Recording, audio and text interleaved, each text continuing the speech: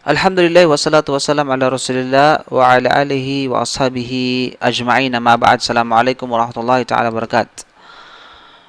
Muli mga kapatid, sa pananampalatayang Islam, ating ipagpapatuloy ang mga usapin o talakayan patungkol sa mga aralin hingil sa buwan ng Ramadan o pag-aayuno sa buwan ng Ramadan. Sa pagkakataong ito, ating ipapaliwanag, ating ipapahayag ang mga bagay na nakakasira o nakakapagpapawalang bisa ng pag-aayuno. At ito ay apat na inshallah na mga bagay na nakapagpapawalang bisa ng pag-aayuno at bibigyan natin ng detalyadong pagpapaliwanag hingil dito inshallah subhanahu wa ta'ala. Una ay ang sadyang pagkain o di naman kaya pag-inom sa araw ng buwan ng Ramadan o habang ikaw ay nag-aayuno.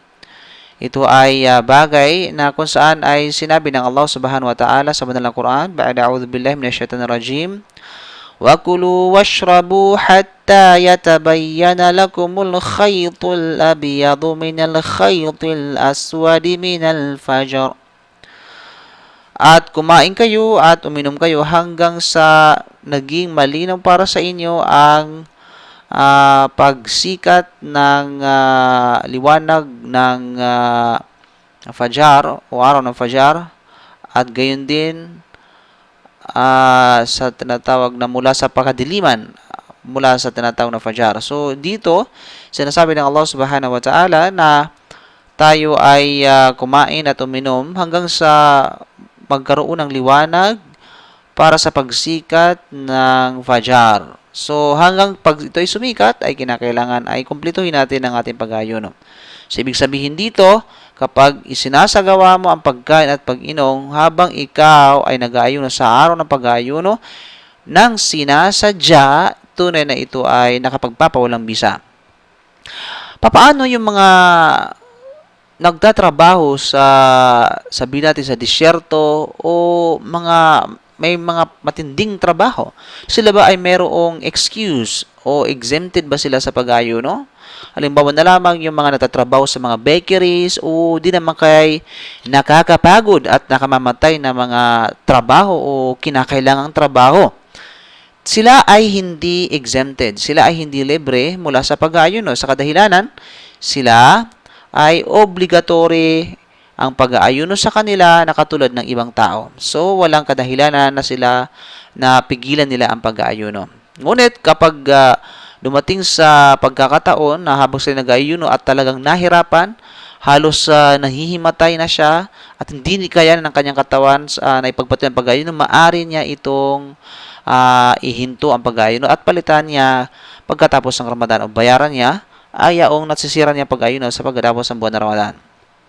May mga halagang mga notes, mga punto patungkol o kaugnayan sa issue na ito, mga kapatid, at ating baybayin inshallah subhanahu wa ta'ala.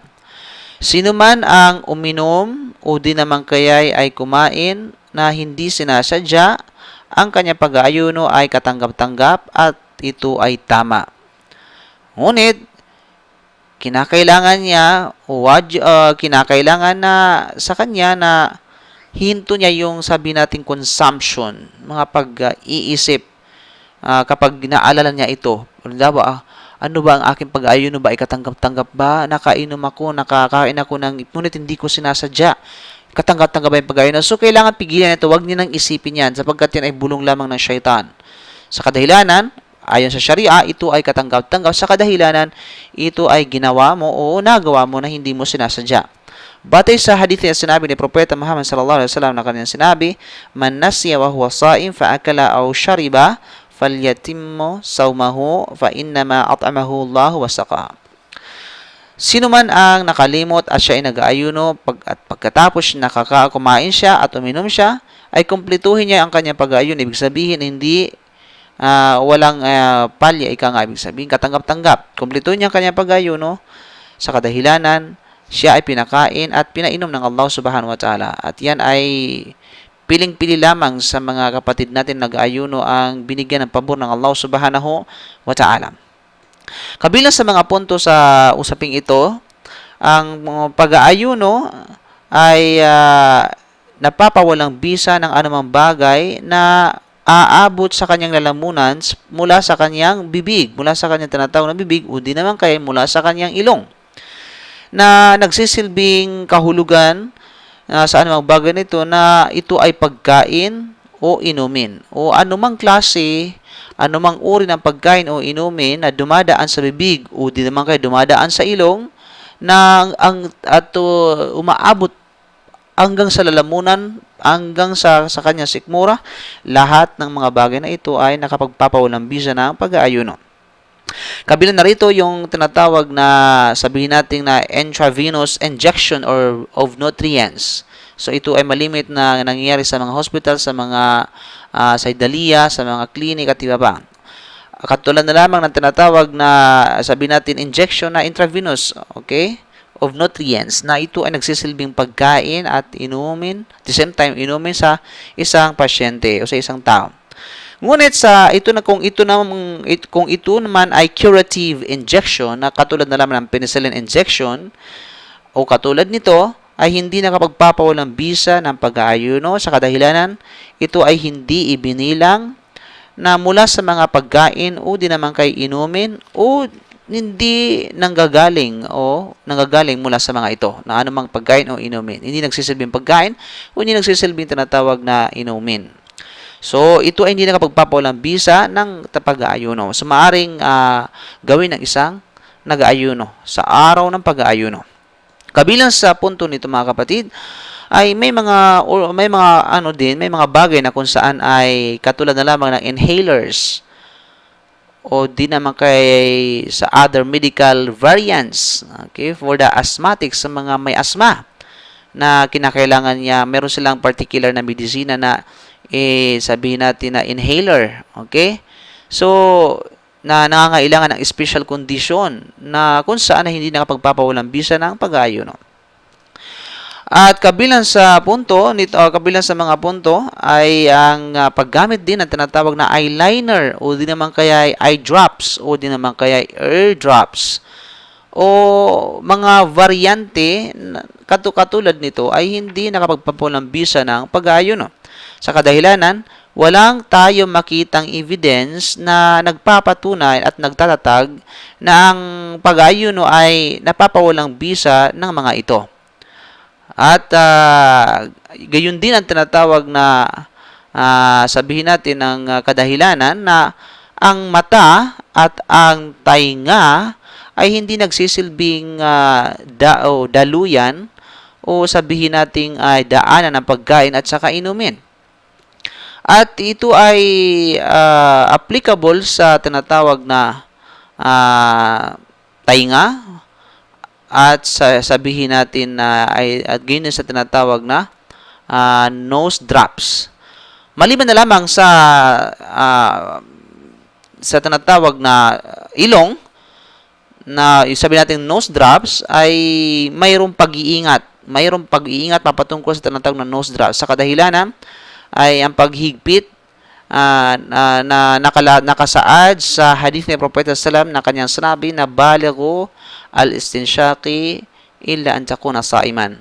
Na ibig sabihin, magpalabis kayo sa pagsinghot ng tubig habang sa pagwuwudo. Maliban na lamang kayo nag-aayuno. So, at gayon din ang ilong ay ito rin ay tinatawag na malinaw na isa sa mga daluyan ng tinatawag na pagkain. O din naman kayo ng tinatawag na inumin papunta sa tiyan ng isang tao. Kaya nga't maaari siya gumamit ng nose drops. Ang mahalaga ay ingatan lamang niya na hindi didiretso o hindi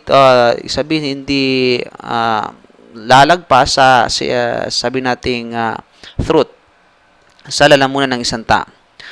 At kabilang sa punto na bahagi sa talakayan ang tinatawag na pagkain o inumin ay ang sinumang nag-aayuno at pagkatapos siya ay gumamit ng mga hindi nakakain na mga bagay o bagay na kung saan na nakakasira, na katulad na ng mga cigarettes, ay ang kanyang pag-aayuno ay tinatawag na magiging invalidated.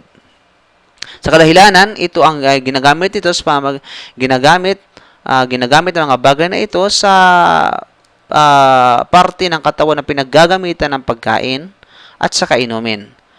At gayon din katulad o din naman kay mga baryante na katulad ng pagkain at sa kainumin. Kaya nga sa Arabic ang tawag sa ang katawagan sa paggamit ng sigarilyo ay syarbul khamar. Ibig sabihin, kung literally meaning ng syarb, pag-inom ng tinatawag na cigarettes, ika nga, syarbud dukhan, ika nga. Okay? So, syarb nga is anong bahagi ng katawan ng gumagamit ito ay walang iba kundi yung tinatawag na bibig, ba? At lumalabas sa ilong ang usok. So, ibig sabihin dito na ang sigarilyo, bagamat walang particular o sabi nating direct na dalil na ito ay nakapagpapalambisa, ay malinaw mula sa mga teksto na kung saan indirect text na nagpapatunay na ito ay nakapagpapalambisa dahil una-una ito ay nakakapinsala sa katawan ng tao. Pangatlo ay nagsisilbing yung paggagamitan kapag gumagamit ka ng sigarilyo, ang pinaggagamitan nito ay walang iba kundi yung mga daluyan ng pagkain at saka inumin. At kabilang sa mga punto dito ay ang pag-aayuno ay hindi invalidated sa pamamagitan ng mga bagay na hindi inaasahan. Nakatulad kabilang narito yung tinatawag na sabihin natin yung smoke. Sabihin yung smoke, yung usok o di naman kaya yung dust, yung mga alikabok sa daanan o mga leftover natitirang mga pagkain sabihin sa ating mga ngipin na natin namamalayan. So, ang lahat ng mga ito ay hindi natin inaasahan, kaya nga hindi nakapagpapalambisa ng pag-aayuno. At maging ang pagsinghot ng mga pabango, hindi ito nakapagpapalambisa ng pag-aayuno. So, kabilang pangalawa, bagay na nakapagpapalambisa ng pag-aayuno ay ang sexual intercourse. Sinabi ng Allah sa banal na Quran, "Uhilla lakum laylatas siyam Uhilla lakum laylatas siyam ar-rafathu ila nisaikum." Tunay na ipinahintulot para sa inyo ang gabi ng pag-aayuno, ang pakikipagtalik sa inyong mga asawa. So, maaari kang makipagtalik sa iyong asawa kapag sa gabi ng pag-aayuno. Ngunit pag araw ito ay pinagbawal. So, sino man na nakipagtalik habang siya nag-aayuno, ay tunay na napapawalang bisa niya ang kanyang pag-aayuno. Sa kadahilanan, ito ay ipinagbawal sa atin ng banal na Quran. At kinakailangan niya na bayaran ang kanyang nasirang pag-aayuno pagkatapos ng Ramadan. At karagdagan dito, ay kinakailangan niyang magpalaya ng isang alipin. Kung wala siyang kakayahan na gawin ito, kinakailangan niyang sabihin natin, kinakailangan niya mag-ayuno ng 2 months ng sunod-sunod, successive 2 months sa pag-aayuno. At kapag hindi niya kaya, kinakailangan yan, tinatawag na sabihin natin na magpakain ng 60 person. Ito ay batay sa tinatawag na hadith na sinabi, authentic na naiulat kay Abu Hurairah na sinabi ni Propeta sallallahu alaihi wasallam, o sinabi ni Abu Hurairah, mayroong isang tao na lumapit kay Propeta Muhammad sallallahu alaihi wasallam at nagsabi, "Ako ay napuksa, o Propeta ng Allah." Sinabi niya, "Ano ang bagay? Ano nangyari sa iyo? At anong bagay nakapupuksa sa iyo? Nagpapapuksa sa iyo, tao o lalaki?" Sabi niya, "Ako ay nakipagtalik sa aking asawa sa araw ng Ramadan, ng pag-aayuno." Ang sabi ni Propeta sallallahu, "Mayroon ka bang kakayahan na magpalaya ng isang alipin?" Kanyang sinabi, "Wala akong kakayahan." At tinanong ulit ni Propeta sallallahu, "Mayroon ka bang kakayahan na mag-ayuno ng 2 buwan ng magkasunod-sunod?" At ang sugo ng lalaki na ito, sabi niya, "Wala." At mulit nagtanong ang Propeta sallallahu, "Meron ka bang kakayahan na magpakain ng 60 o 60 na mga mahihirap o nangangailangan?" Ang sabi niya, "Wala." Kaya dito, ang Propeta sallallahu alaihi wasallam ay inutusan siya na umupo at pagkatapos siya ay umupo. hanggang sa tinatawag na ilang mga sandali, dumating ang tinatawag na paglagyan ng al-araku. Ibig sabihin ng arak, ito ay isang weighing container na mayroong laman, punong-puno ng dates na ibinigay kay Propeta Sallam bilang regalo kay Propeta Sallam. At ang Propeta Sallallahu Alaihi Wasallam ay ibinigay ito sa mama na ito. At sabi, magbigay ka ng kawang-gawa sa pamamagitan nito. Ang lalaking ito ay tumugon, ako ba ay magbibigay ng kawang-gawa na sa isang tao na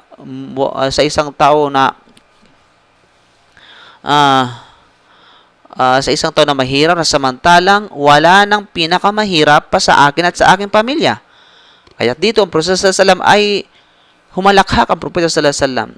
Okay, humakalak ang Propeta Sallallahu Alaihi Wasallam hanggang sa ang kanyang mga bagang ay nakita sa pagtawa ni Propeta Muhammad Sallallahu Alaihi Wasallam. At pagkatapos nagsabi ng Propeta Sallallahu Alaihi Wasallam, kung ganun ay magbigay ka ng charity o kaya pakainin mo ang iyong pamilya sa pamamagitan nito. So hindi na siya pinagbayad sapagkat wala kakayahan talaga. So sa batay sa pagkasunod-sunod nito, ito ay tinatawag na pagkasunod-sunod ng kabayaran ang sino mang gumawa ng pagkikipagtalik sa kanyang asawa sa araw ng Ramadan bilang pagkabayaran sa kanyang ginawa. So ito ay hindi tama na siya ay magpakain ng 60 person na nangangailangan kung meron naman siya kakayahan na mag-ayuno ng 2 months successive na pag-aayuno. At hindi tama ang kanyang pag-aayuno ng 2 months kung meron naman siyang kakayahan magbayad ng magpalaya ng alipin. So, kinakailangan ay mag-umpisa muna. Kung mayroon siyang kakayahan na magpalaya ng alipin, gawin niya yon bilang kabayaran. Ngunit kung wala man, ay dadako sa pangalawang option na ito ay walang iba kundi ang pag-ayuno ng 2 months successively. Kung hindi niya man kaya ito, ay doon sa panghuling option ay walang iba kundi ang pagpakain ng 60 person. At ito ay kinakailangan din sa isang babae na bayaran niya na yung sa kanyang asawang babae na bayaran niya ang ayon sa kanyang pag-aayuno na nasira ayon sa kanilang ginawa ng kanyang tinatawag na asawa kung siya mismo na babae ay nagkusang ng akit sa kanyang asawa o di naman kaya ay tinugon niya ng willingly yung kanyang urge sa pagkikipagtalik. However, kapag siya naman ay talagang pinilit ng kanyang asawang lalaki, ang kanyang pag-aayuno ay invalidated, sira ang kanyang pag-aayuno, ngunit hindi niya siya kailangan magbayad pa na para sa tinatawag na expiation nung tatlo na sinabi natin kanina. Hindi na kailangan siya magpalaya ng alipin, hindi na kailangan siya mag-ayun ng 2 months successive, at gayon din yung pagpakain ng 60 person. Dahil siya ay pinilit ng kanyang asawa. Gagawin lamang niya ay yung kanyang bayaran niya yung nasirang pag-ayuno niya. Patungkol naman sa kahulugan ng sexual intercourse, yung paglabas ng semilya willingly kapag ang pag-aayuno kapag ang isang tao nag-aayuno ay nag-ejaculate, which is willingly, na ibig sabihin lumabas talaga, kusang lumabas yung tinatawag na sabihin natin by choice, yung sabihin natin yung semilya, kung kapag inalikan niya ang kanyang asawa o di naman kaya ay hinaplos niya ang kanyang asawa o di naman kaya ay masturbation, pagsasarili o anumang katulad nito, ang kanyang pag-ayuno ay nasira.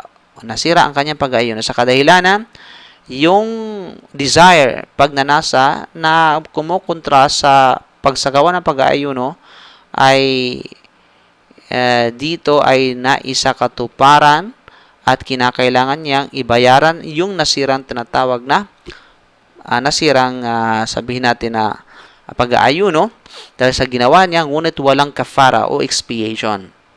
Dahil ang expiation, ito lamang ay required doon sa mismong ginawa ang sexual intercourse, batay sa nabanggit sa hadith.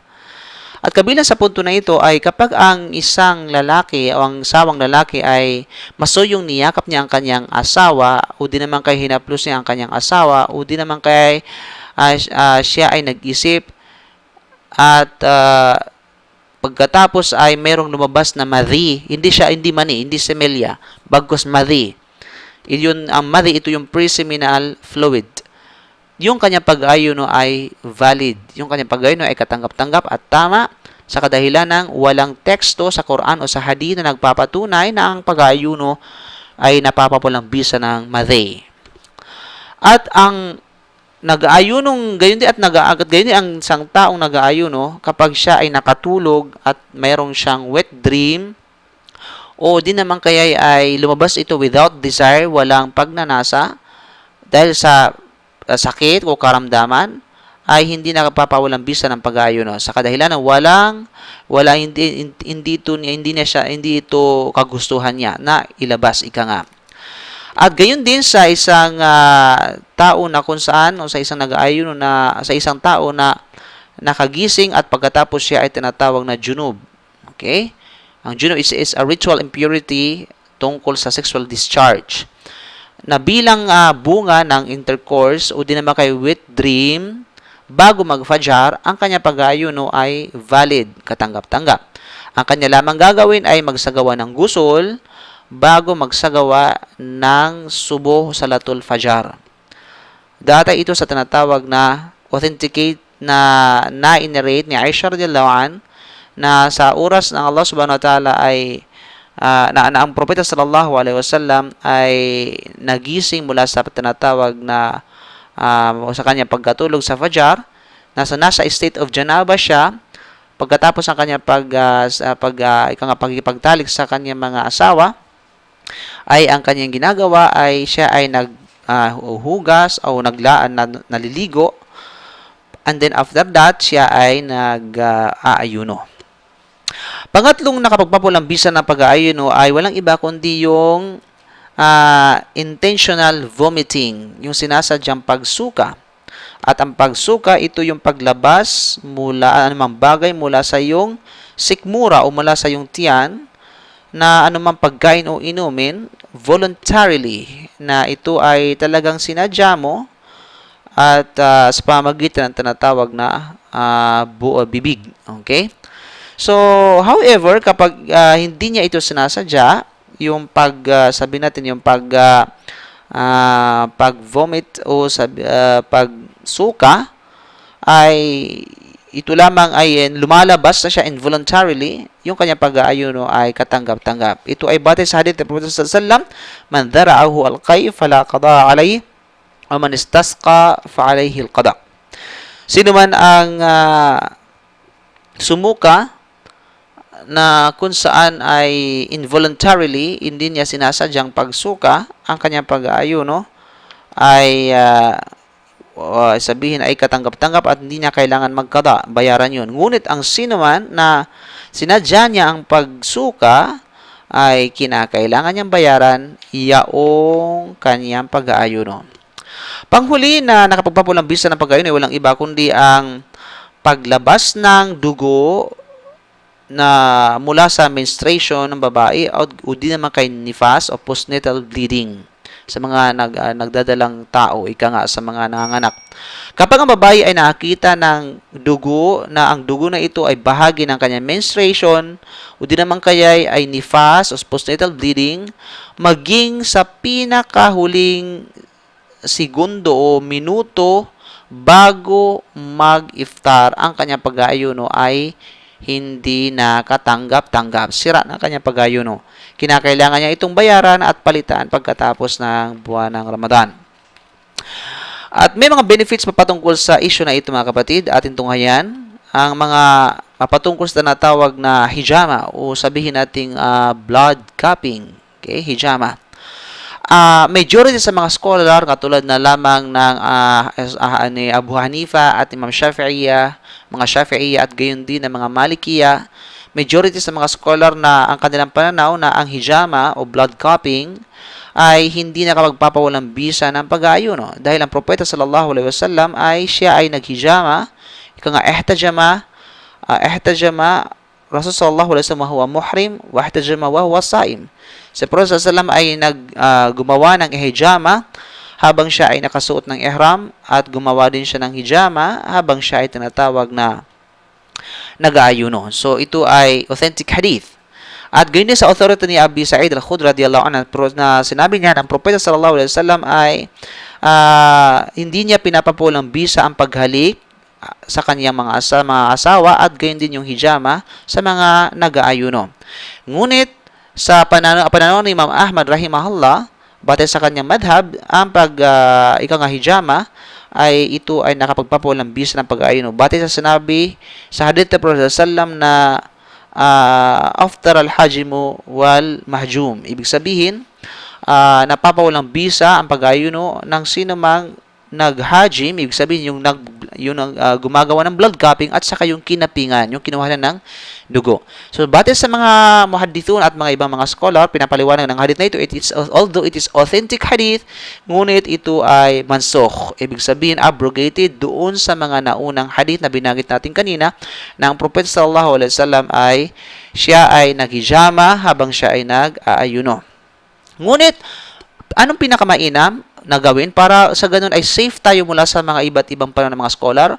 Kapag ikaw ay gusto maghijama, mas mainam na ito ay ialintala mo muna, i-delay mo muna hanggang sa ikaw ay mag-iftar. At yun ang pinakamainam. At yun ang pinaka-safe, walang duda. Kaya nga, si Anas bin Malik radiyallahu an, siya ay tinanong, si Anas bin Malik, siya ay tinanong, ikaw ba ay nag-dislike, kinonsider mo na makro ang hijama sa isang taong nag-aayuno? Sabi niya, hindi, maliban na lamang sa isang dahilan na kapag ito ay nagbibigay sanhi ng panghihina ng isang tao. So, kapag ito ay nagbibigay sanhi ng panghihina sa isang tao, ay kinakailangan ay iwasan niya ang hijama sa araw ng kanyang pag-aayuno. Ngunit, ibig sabihin, yung mga bagay na ito, pinakamainam na yalintala ika nga hanggang sa siya ay nag-iftar. Anumang tinatawag na dugo mula sa, gayon din ang anumang dugo na mula sa naging sanhi ng tinatawag na pagputol o paghiwa, o di naman kaya sabihin natin dugo na kung saan ay nanggagaling sa pagbunot ng ngipin, o sabihin natin nose bleeding, o di naman kaya ay pagkuha ng dugo, simpleng pagkuha ng tinatawag na dugo na para for tasting ika nga sa mga ay kang sabihin natin na injection, o di naman kayang pag-donate ng dugo na sa mga bagay ayon sa mga scholar ay hindi nakapagpapawad ang mambisa ng pag-aayuno. Pero batungkol naman sa blood donation, pinakamainam at higit na pinakamainam na ito ay alintala hanggang sa siya ay mag-iftar. At yun ang pinaka-safe ika nga mula sa panganaw ng mga scholar. So dito nagtatapos mga kapatid ang pagpapaliwanag sa mga nakapagpapawal ng bisa ng pag-aayuno. Hopefully na marami kayong natutunan inshallah subhanahu wa ta'ala. At abangan ang mga susunod na mga topic sa susunod na talakayan inshallah. Subhanahu wa bihamdik. Ashhadu an la ilaha illa anta astaghfiruka wa atubu ilaik.